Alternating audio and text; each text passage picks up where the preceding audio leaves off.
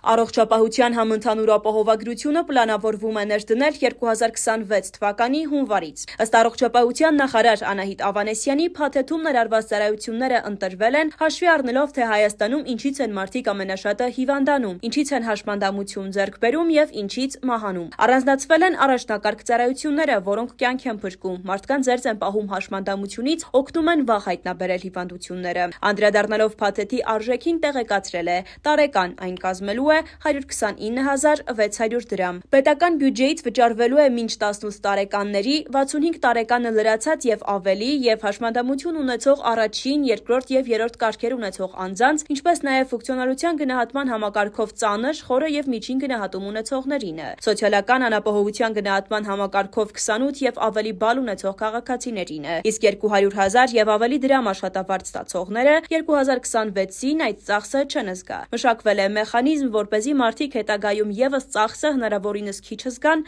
կամ չզգան։